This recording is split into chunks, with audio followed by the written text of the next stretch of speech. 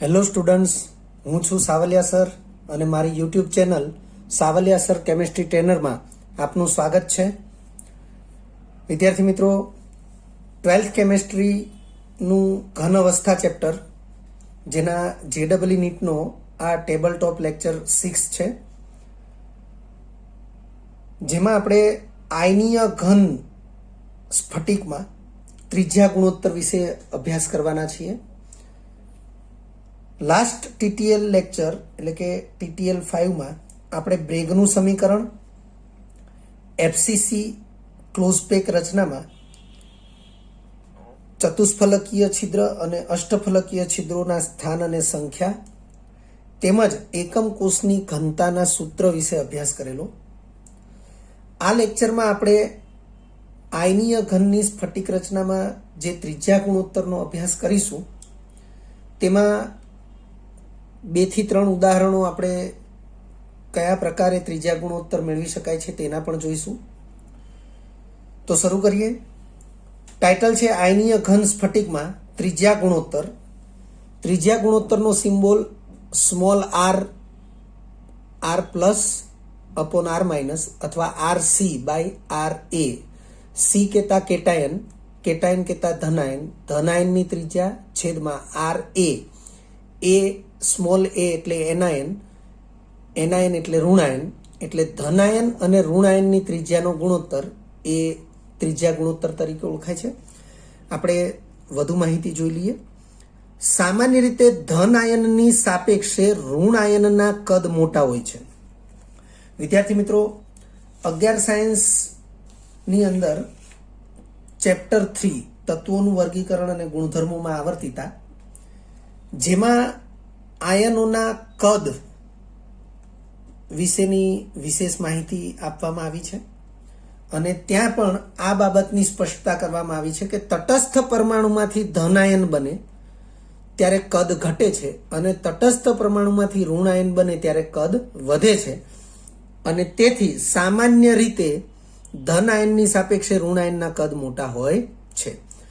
આથી આયનીય ઘનની સ્ફટિક રચનામાં સામાન્ય રીતે મોટા કદના ઋણ આયનો દ્વારા ક્લોઝપેક રચના બને છે. વિદ્યાર્થી મિત્રો, આપણે ક્લોઝપેક રચના વિશે પણ અભ્યાસ કરી ચૂક્યા છીએ.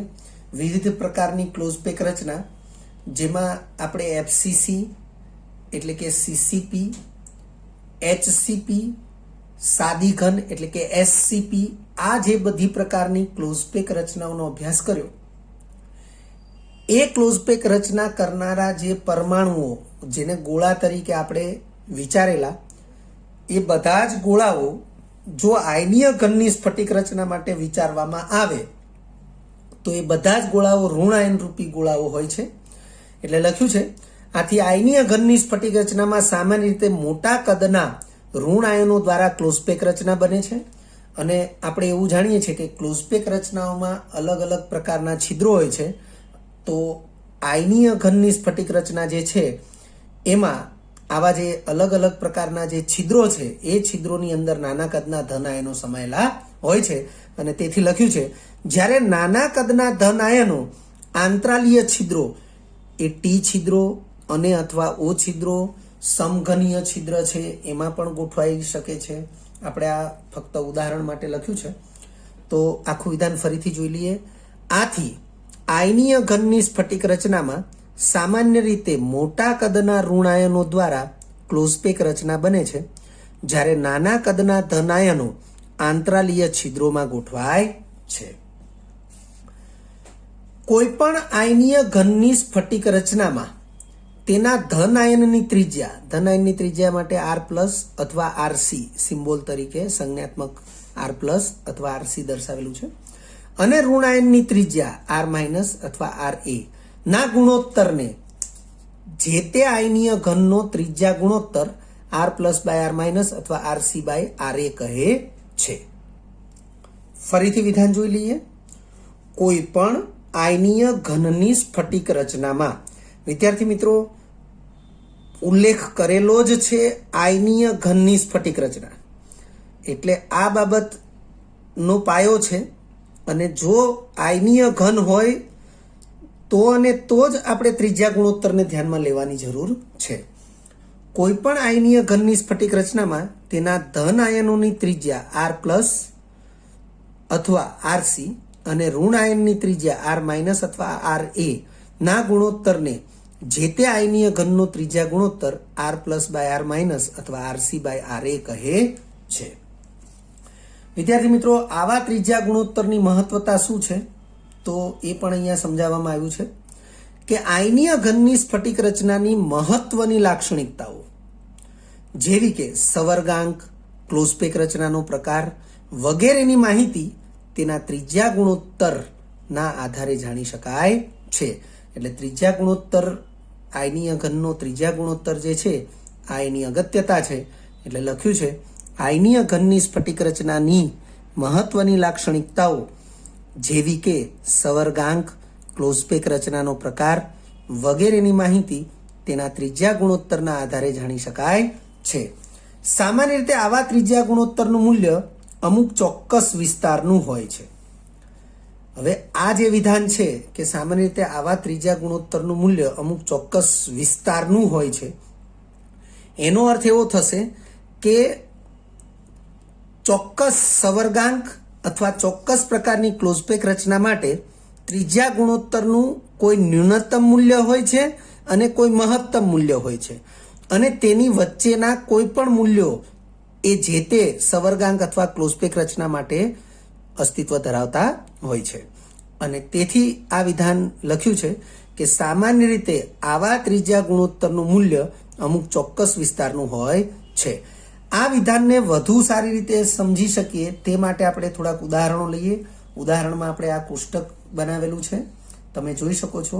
કોષ્ટકની અંદર આપણે આ પ્રકારે જે કોલમો દર્શાવેલી છે, 5 કોલમોમાં પહેલી કોલમ છે ક્રમ, બીજી કોલમ છે ત્રિજ્યા ગુણોત્તર એટલે કે આર પ્લસ બાય આર માઇનસનું મૂલ્ય. તમે જોઈ શકો છો કે આર પ્લસ બાય આર માઇનસનું મૂલ્ય એ વિસ્તાર, અમુક વિસ્તારનું છે, તો અહીંયા વિસ્તાર દર્શાવેલો છે, આટલાથી આટલા. સવર્ગાંક એને અનુરૂપ બતાવેલું છે. આકાર એટલે કે ક્લોઝપેક રચનાનો જે પ્રકાર છે અથવા આને ગોઠવણી પણ કહેવાય, તો એ ગોઠવણી જે છે એનો પ્રકાર અહીંયા લખેલો છે અને ઉદાહરણ લખેલું છે.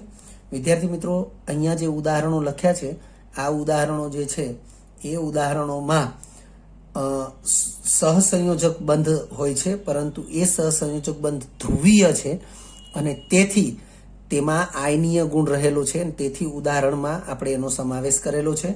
CH4 નો સમાવેશ કરેલો છે, પરંતુ CH4 એ સમચતુષ્ફલકી આકાર દર્શાવે છે માટે એનો સમાવેશ કરેલો છે. તો આગળ વધીએ. તમે જોઈ શકો છો કે 7 અલગ અલગ પ્રકારના ત્રિજ્યા ગુણોત્તર છે. તો સૌથી પહેલા ક્રમમાં જુઓ 0.00 થી 0.155 વિસ્તારમાં જે ત્રિજ્યા ગુણોત્તરનું મૂલ્ય આવે ત્યારે સવર્ગાંક 2 હોય. આકાર રેખીય કહેવાય. ઉદાહરણો યાદ રાખી લેવા જરૂરી છે. બીજા નંબરે છે ત્રિજ્યા ગુણોત્તર 0.155 થી 0.225 વિસ્તારમાં, તો સવર્ગાંક 3 હોય. આકાર સમતલીય ત્રિકોણ. ત્રીજા નંબરે છે 0.225 થી 0.414 ત્રિજ્યા ગુણોત્તર છે, ત્યારે સવર્ગાંક 4 છે, પરંતુ આકાર સમચતુષ્ફલકીય છે. ઉદાહરણો વિદ્યાર્થી મિત્રો એ તમે સાથે સાથે જ ધ્યાનમાં લેતા જશો. ચોથા નંબરે ત્રિજ્યા ગુણોત્તરનું મૂલ્ય એ 0.414 થી 0.732 છે. સવર્ગાંક 4 જ છે, પરંતુ આકાર તમે જોઈ શકો છો સમતલીય ચોરસ, એટલે કે સમતલીય ચોરસ છિદ્રની અંદર ધનાયન રૂપી ગોળો ગોઠવાયેલો હોય. ઉદાહરણ એ સંકીર્ણ આયન છે. પાંચમા નંબરે તમે જોઈ શકો છો ત્રિજ્યા ગુણોત્તરનો વિસ્તાર એનો એ જ છે જે અહીંયા છે. સવર્ગાંક બદલાઈને 6 થાય છે. અષ્ટફલકીય એટલે કે ફલક કેન્દ્રિત રચના માટે આ ત્રિજ્યા ગુણોત્તર છે અને સવર્ગાંક 6 છે. NaCl એનું ઉદાહરણ છે. એવી રીતે 0.732 થી 1 ત્રિજ્યા ગુણોત્તરનો વિસ્તાર, સવર્ગાંક 8 છે. અંતઃકેન્દ્રિત પ્રકારનો એટલે કે બોડી સેન્ટર્સ ક્યુબ પ્રકારનું જે રચના છે એ રચના એ ત્રિજ્યા ગુણોત્તર 0.732 થી 1 વિસ્તારની હોય છે. ઉદાહરણમાં CSCl છે. 7મા નંબરે છે 1.00 થી વધુ, સવર્ગાંક 12 છે. જે HCP અને CCP રચના માટે છે. HCP રચના માટે ઝીંક અને મેગ્નેશિયમના ઉદાહરણ જાણીતા છે.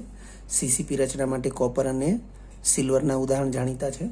આ આયનીય પદાર્થો નથી, આ તત્વો છે, ધાતુ તત્વો જે સ્ફટિકમય ઘન હોય છે.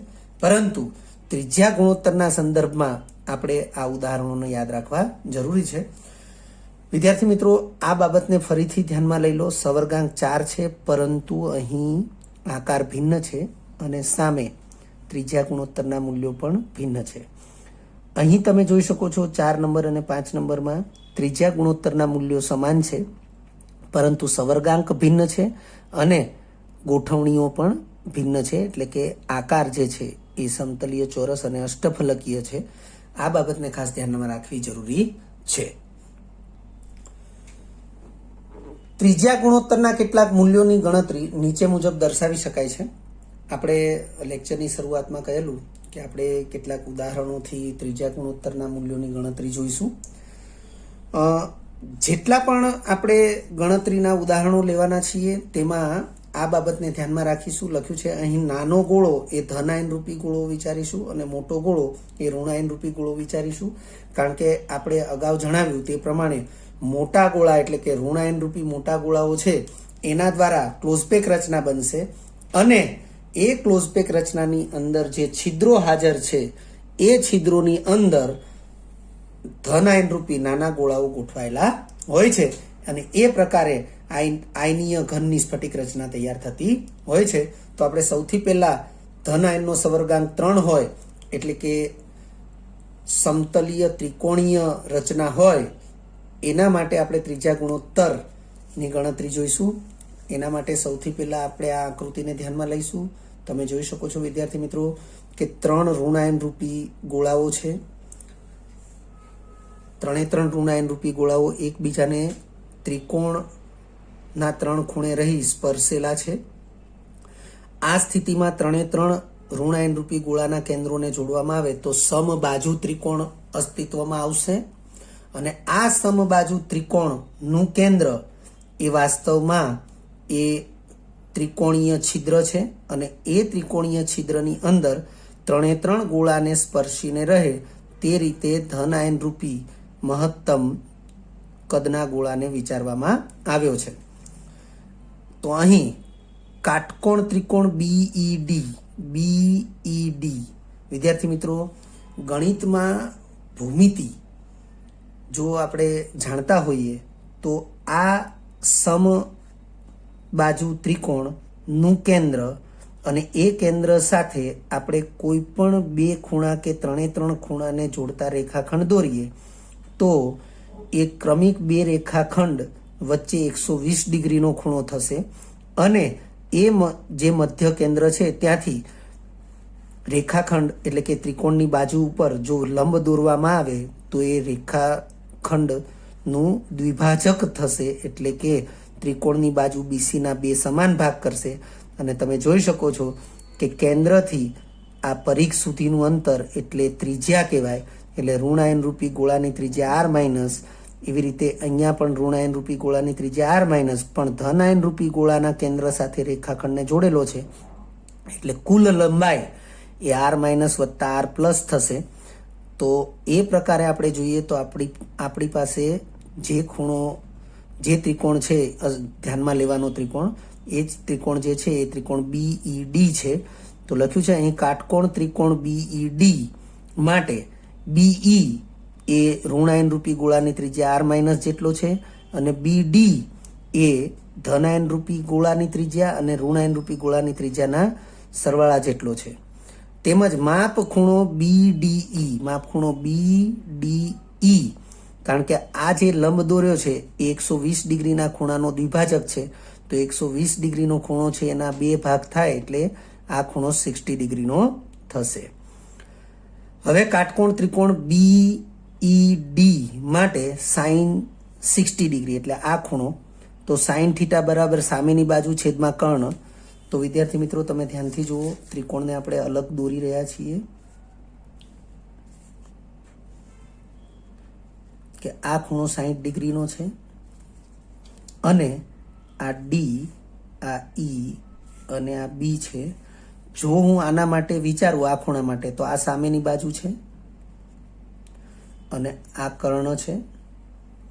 તો સાઈન વિધેયની વ્યાખ્યા મુજબ સાઈન બરાબર સામેની બાજુ છેદમાં કર્ણ, તો સાઈન 60 ડિગ્રી બરાબર સામેની બાજુ એટલે BE કહેવાશે, છેદમાં કર્ણ એટલે BD કહેવાશે.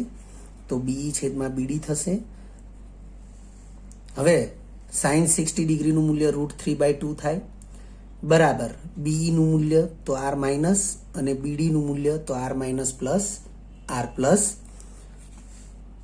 √3 એટલે 1.73 ભાગ્યા 2 એટલે 0.865 થશે. જમણી બાજુના પદ એઝ ઇટ ઇઝ છે. હવે R પ્લસ R માઇનસ છે એને અહીંયા ગુણાકારમાં લઈએ તો 0.865 R પ્લસ 0.865 R માઇનસ એટલે કે R પ્લસ R માઇનસ બંને સાથે ગુણાશે બરાબર. અહીંયા હવે R માઇનસ જ વધશે.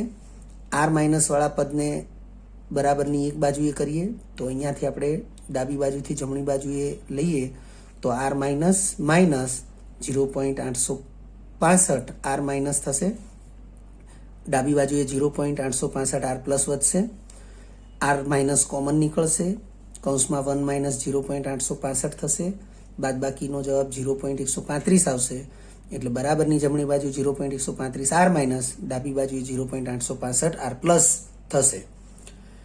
હવે R પ્લસ ત્યાં રાખીએ છીએ, R માઇનસને છેદમાં લાવીએ છીએ તો એ સ્થિતિમાં 0.135 ના છેદમાં 0.865 આવશે. આ ગુણોત્તરનું મૂલ્ય 0.155 મળશે એટલે R plus by R minus આ ગુણોત્તરનું મૂલ્ય 0.155 મળ્યું. વિદ્યાર્થી મિત્રો, અહીંયા આપણે લખ્યું છે જે એટલે કે આ મૂલ્ય જે સવર્ગાંક 3 એટલે કે સમતલીય ત્રિકોણીય આકાર કે ગોઠવણી માટે R પ્લસ બાય R માઇનસનું ન્યૂનતમ મૂલ્ય છે. શા માટે ન્યૂનતમ મૂલ્ય છે તો એની સ્પષ્ટતા પણ આપણે અહીં કરીએ છીએ. તો લખ્યું છે અહીં ઋણાયન રૂપી ત્રણેય ગોળાઓ, તમે જોઈ શકો છો આકૃતિની અંદર, ઋણાયન રૂપી ત્રણેય ગોળાઓ એકબીજાને સ્પર્શીને રહેલા છે. હવે એ એકબીજાથી વધારે નજીક જઈ શકશે નહીં અને ધનાયન રૂપી જે ગોળો વિચારવામાં આવ્યો છે એ પણ આ ત્રણેય ગોળાની વચ્ચે જે મહત્તમ અવકાશ છે એ મહત્તમ અવકાશના કદ જેટલો જ વિચારવામાં આવ્યો છે અને તે ત્રણે ત્રણ ઋણાયન રૂપી ગોળાને સ્પર્શે એ જ કદનો વિચારવામાં આવ્યો છે. કહેવાનો અર્થ કે હવે આ ઋણાયન રૂપી ગોળા અને ધનાયન રૂપી ગોળા એકબીજાથી વધુ નજીક એ આવી શકવાના નથી. આ સ્થિતિમાં જે ત્રીજા ગુણોત્તરનું મૂલ્ય મળશે આ ગણતરી દ્વારા તે મૂલ્ય એ ન્યૂનતમ મૂલ્ય ગણાશે. એટલે લખ્યું છે તેથી R પ્લસ બાય R માઇનસનું મૂલ્ય 0.155 થી ઓછું શક્ય નથી. પરંતુ જો આ ગોળાઓ એકબીજાથી થોડા દૂરના અંતરે રહે તો આ ધનાયન રૂપી ગોળાનું કદ વધી શકે અને એ સ્થિતિમાં R પ્લસ બાય R માઇનસનું મૂલ્ય એ 0.155 કરતાં મોટું શક્ય બને. પરંતુ કોઈ પણ સંજોગોમાં 0.155 કરતાં આ ગુણોત્તરનું મૂલ્ય નાનું શક્ય નથી. એ જ પ્રકારે બીજું ઉદાહરણ છે, ચતુષ્ફલકીય રચના અથવા સવર્ગાંક 4 હોય તેના માટે ત્રીજા ગુણોત્તરની ગણતરી. તો વિદ્યાર્થી મિત્રો, એના માટે આપણે આ જે આકૃતિ છે એને આપણે ધ્યાનમાં લઈશું. ચતુષ્ફલકીય છિદ્ર કઈ રીતે બને એને પહેલા આપણે યાદ કરીશું. તો ત્રણ ગોળા એક જ સમતલમાં ત્રિકોણના ત્રણ ખૂણે ગોઠવાય અને ચોથો ગોળો આ રીતે ઉપરથી એના સંપર્કમાં આવે, ત્રણેય ગોળાના સંપર્કમાં, ત્યારે એ ચાર ગોળાની વચ્ચેનો અવકાશ એ ચતુષ્ફલકીય છિદ્ર ગણાય. અને આપણે એવું પણ સમજાવેલું છે કે ત્રિકોણીય છિદ્રની સાપેક્ષે ચતુષ્ફલકીય છિદ્રનું કદ મોટું હોય છે. વિદ્યાર્થી મિત્રો, તો અહીં એ ચારે ચાર ગોળાને સ્પર્શે એ રીતે ધનાયન રૂપી આ ગોળો વિચારવો જરૂરી છે. જે સ્વાભાવિક છે કે ત્રિકોણીય છિદ્રમાં જે ધનાયન રૂપી ગોળો હોય તેની સાપેક્ષે મોટા કદનો હોય. બીજી એક બાબત વિચારીશું કે અહીં આકૃતિમાં આપણે જે આ ઋણાયન રૂપી મોટા ગોળાઓ છે એના કેન્દ્રો ને ધનાયન રૂપી ગોળાના કેન્દ્ર સાથે જોડતા રેખાખંડ દર્શાવેલા છે, જેમાં રેખાખંડ BD અને રેખાખંડ DC એ ધનાયન રૂપી ગોળાના કેન્દ્ર અને ઋણાયન રૂપી ગોળાના કેન્દ્રને જોડતા રેખાખંડો છે. વિદ્યાર્થી મિત્રો, આપણે ચતુષ્ફલકીય રચનાને ખાસ જાણીએ છીએ. ચતુષ્ફલકીય રચનામાં બંધ કોણનું મૂલ્ય 109 ડિગ્રી 28 કળા હોય છે અને તેથી આપણે અહીં પણ એવું સ્પષ્ટ લખી શકીએ કે માપખૂણો BDC નું મૂલ્ય પણ 109 ડિગ્રી 28 કળા થશે. એટલે લખ્યું છે આકૃતિમાં દર્શાવ્યા મુજબ ચતુષ્ફલકીય છિદ્રમાં ધન આયન રૂપી ગોળો ગોઠવાયેલો હોય ત્યારે માપખૂણો BDC નું મૂલ્ય 109 ડિગ્રી 28 કળા હોય. આથી હવે વિદ્યાર્થી મિત્રો આ જે કેન્દ્ર છે એ ચતુષ્ફલકીય છિદ્રનું કેન્દ્ર છે જે વાસ્તવમાં ચારે ચાર ગોળાને પોતાની સાથે એટલે કે ધન આયન રૂપી ગોળાના કેન્દ્ર સાથે એ ચતુષ્ફલકીય રીતે સંકળાયેલું છે. આ સ્થિતિમાં જો પાસે રહેલા કોઈ પણ બે ઋણ આયન રૂપી ગોળાના કેન્દ્રોને જોડતા રેખાખંડ ઉપર તે ચતુષ્ફલકીય છિદ્રમાં ગોઠવાયેલા ધન આયન રૂપી ગોળાના કેન્દ્રમાંથી લંબ દોરવામાં આવે તો તે લંબ એ સ્પર્શક ઉપર જ મળશે અને આ 109 ડિગ્રી 28 કળાનો દ્વિભાજક પણ ગણાશે. એટલે કે ખૂણો BDC એનો દ્વિભાજક પણ બનશે અને લખ્યું છે આથી માપ ખૂણો BDE બરાબર 109 ડિગ્રી 28 કળા ભાગ્યા 2. 109 ડિગ્રી 28 કળા ભાગ્યા 2 એનો જવાબ આવશે 54 ડિગ્રી 44 કળા. વિદ્યાર્થી મિત્રો આ 109 ડિગ્રી જે છે 28 કળા એના બે ભાગ કરીએ છીએ. 108 ડિગ્રી 1 ડિગ્રીને અલગ કર્યો વત્તા 28 કળા પણ આ 1 ડિગ્રી એટલે 60 કળા થાય. 60 કળા વત્તા 28 કળા એટલે 88 કળા થાય. 108 ડિગ્રી અને 88 કળાને 2 વડે ભાગીએ એટલે 108 ના અડધા છે 54 ડિગ્રી 88 કળાનું અડધું છે 44 કળા. એટલે એ પ્રમાણે માપ ખૂણો BDE નું મૂલ્ય 54 ડિગ્રી 44 કળા થશે. અહીં પણ કાટકોણ ત્રિકોણ BED આ કાટકોણ ત્રિકોણ થશે અને કાટકોણ ત્રિકોણ થશે એમાં BE નું માપ એ ઋણ આયનની ત્રિજ્યા r- જેટલું છે જ્યારે BD નું માપ એ ઋણ આયનની ત્રિજ્યા અને ધન આયનની ત્રિજ્યાના સરવાળા જેટલું થશે એટલે r પ્લસ r- જેટલું થશે. આથી અહીં પણ આપણે સાઇન થીટાનો જ ઉપયોગ કરીશું. સાઇન થીટા આપણે અહીંયા જે 60 ડિગ્રી લીધેલું છે એના બદલે હવે આપણે લઈશું 54 ડિગ્રી 44 કળા. તો સાઇન 54 ડિગ્રી 44 કળા સામેની બાજુ છેદમાં કર્ણ તો સામેની બાજુ BE જ છે અને કર્ણ BD જ છે. તો BE નું મૂલ્ય BE નું મૂલ્ય r- અને BD નું મૂલ્ય r++ r-, પરંતુ સાઇન 54 ડિગ્રી 44 કળા તો એનું મૂલ્ય થશે 0.8164. વિદ્યાર્થી મિત્રો જેમ લોગ ટેબલ હોય છે એમ નેચરલ સાઇન નેચરલ કોસાઇન આ બધા નેચરલ ટેન્જન્ટ આ બધાના મૂલ્યો માટે પણ એક ટેબલ હોય છે અને એ ટેબલના આધારે આપણે આ મૂલ્ય મેળવી શકીએ છીએ. તો સાઇન 54 ડિગ્રી 44 કળા જેનું મૂલ્ય થશે 0.8164. હવે આ r+/ r- જે અહીંયા છેદમાં છે એને 0.8164 સાથે ગુણાકારમાં લઈએ તો બંને સાથે r+ અને r- બંને સાથે 0.8164 ને ગુણી શકાશે ઇઝ ઇક્વલ ટુ જમણી બાજુ r- જ રહેશે. હવે r- વાળા પદને જમણી બાજુ લઈશું કારણ કે બંને r- વાળા પદોને બરાબરની એક જ બાજુએ કરવા જરૂરી છે. r- કોમન નીકળશે તો 1 - 0.8164 જેનું મૂલ્ય થશે 0.1836. ડાબી બાજુએ 0.8164 r+ એઝ ઇટ ઇઝ રહેશે. હવે આ r+ ના છેદમાં r- લાવીએ તો 0.8164 એ 0.1836 ના છેદમાં આવશે. આ ગુણોત્તરનું મૂલ્ય 0.2249 એટલે કે 0.225 થશે.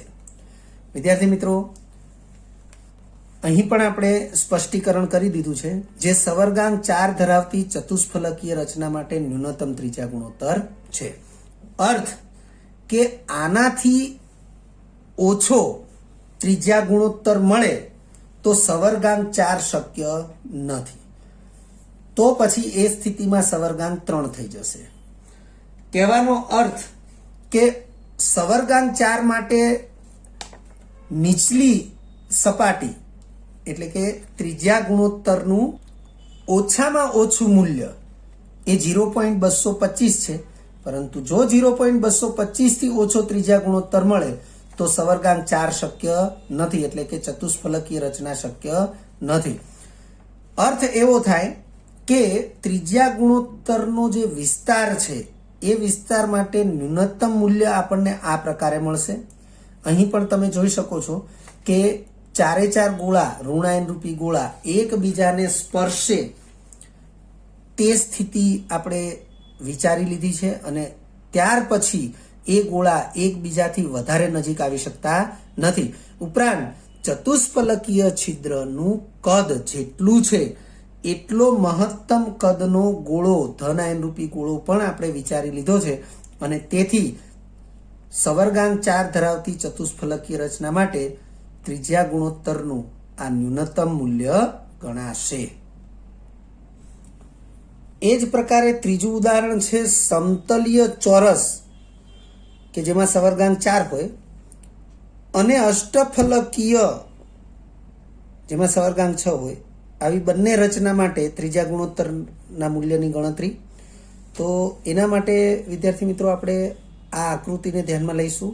તમે જોઈ શકો છો એક જ સમતલમાં સમચોરસના 4 ખૂણે કેન્દ્રો આવેલા હોય અને એકબીજાને સ્પર્શીને ગોઠવાયેલા હોય એવા 4 ઋણાયન રૂપી ગોળાઓ છે, અને એના વચ્ચે જે ખાલી અવકાશ છે એ સમતલીય સમચોરસ છિદ્ર ગણાય, અને એની અંદર એના કદ જેટલું મહત્તમ કદનું ધનાયન રૂપી ગોળો વિચારેલો છે, જે ચારે ચાર ઋણાયન રૂપી ગોળાને સ્પર્શેલો છે.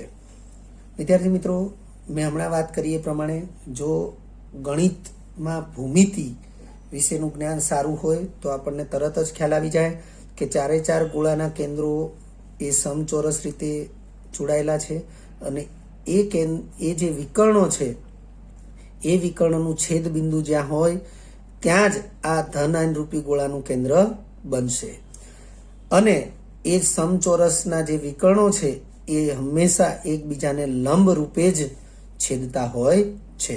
આ બધી જે હકીકત છે એ બધી હકીકત એ આપણને ભૂમિતિના જ્ઞાનમાંથી મળે છે. આપણે એનો સીધો જ ઉપયોગ કરીએ છીએ. અહીં આપણે લખ્યું છે આકૃતિમાં દર્શાવ્યા મુજબ ઋણાયન રૂપી 4 ગોળાઓ સમતલીય ચોરસના 4 ખૂણે એકબીજાને સ્પર્શીને ગોઠવાયેલા હોય ત્યારે તે 4 ગોળાઓને સ્પર્શીને વચ્ચેના અવકાશમાં ધન આયન રૂપી નાનો ગોળો ગોઠવાશે, અને એ જે ગોળો હશે એ સ્પર્શીને ગોઠવાશે એવું લખ્યું છે, એટલે એ ગોળો મહત્તમ કદનો થયો.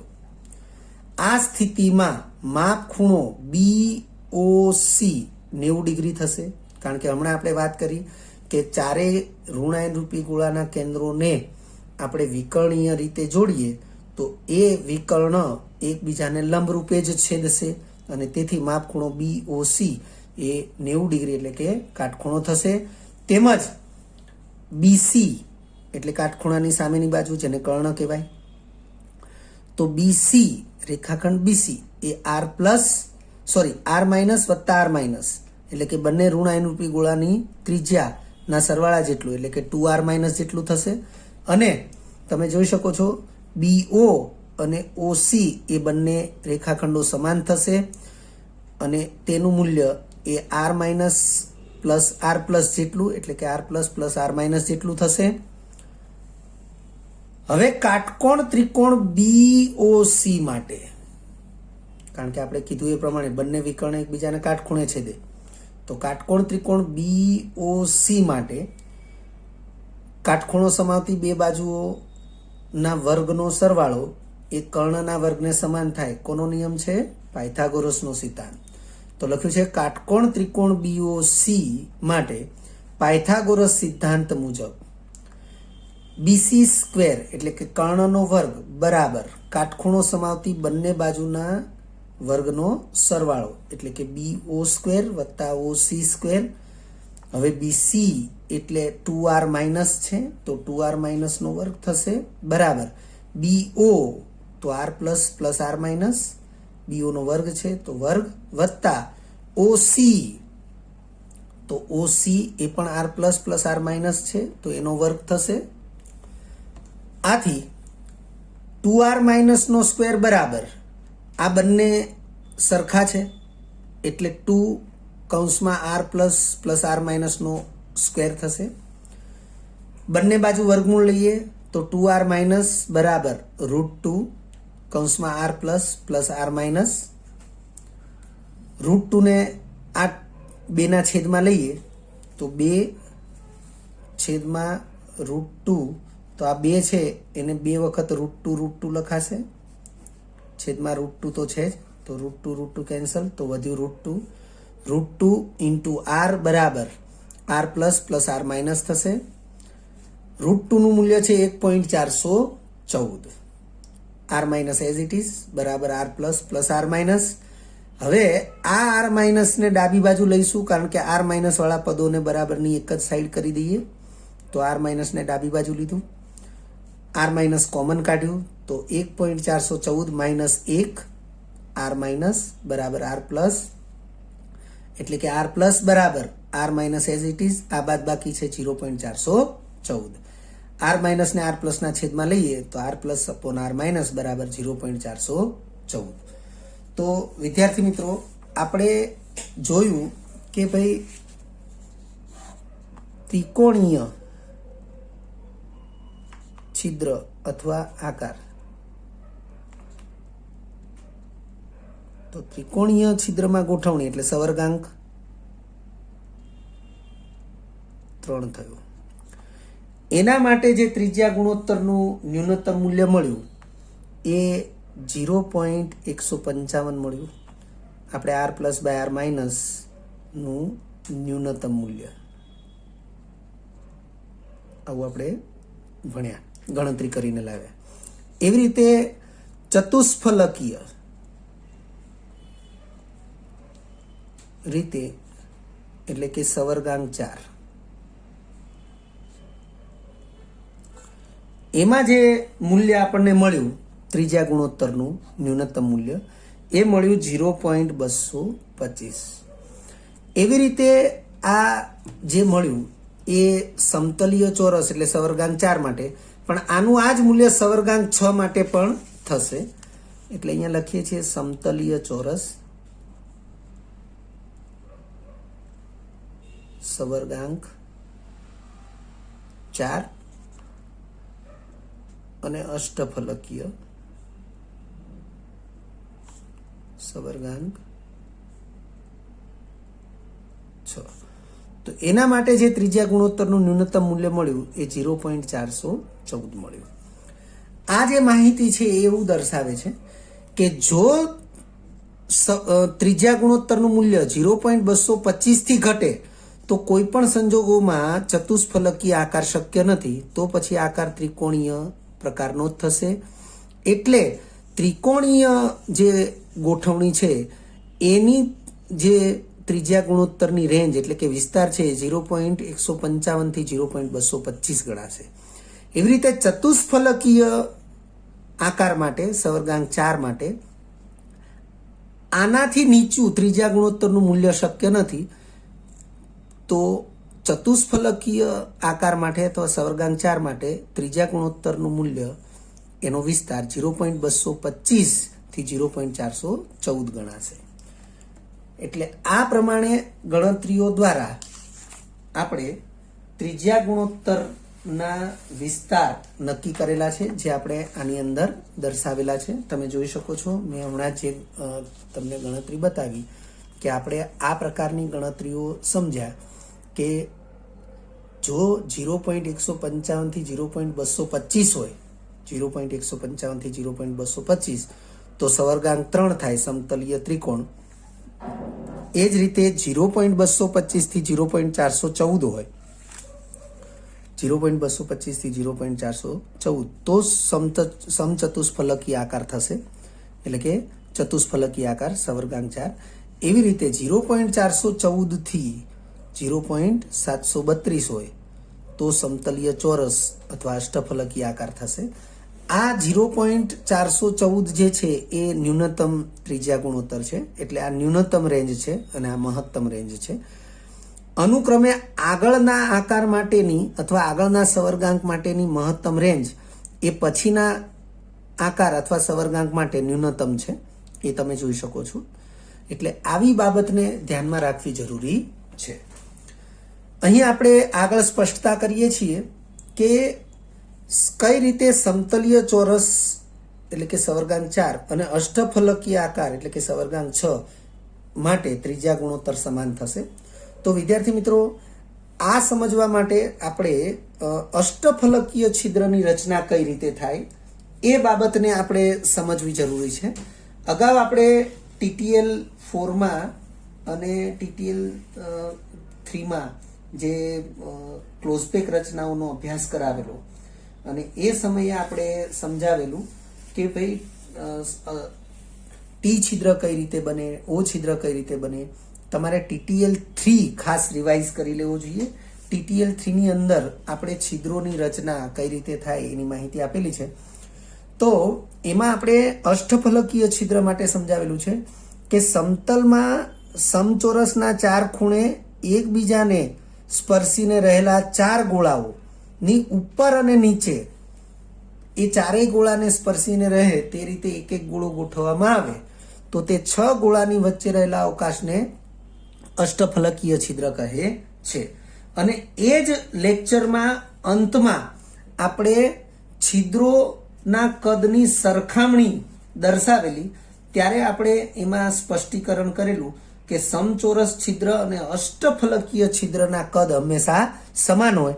તો આ જે છે એ સમચોરસ છિદ્ર છે, પરંતુ આની ઉપરના ભાગે એક ગોળો અને નીચેના ભાગે એક ગોળો એમ 6 ગોળાની ગોઠવણી વચ્ચે જ્યારે અષ્ટફલકીય છિદ્રને વિચારીએ તો પણ આ કદ જે છે એ કદ એ વધતું કે ઘટતું નથી.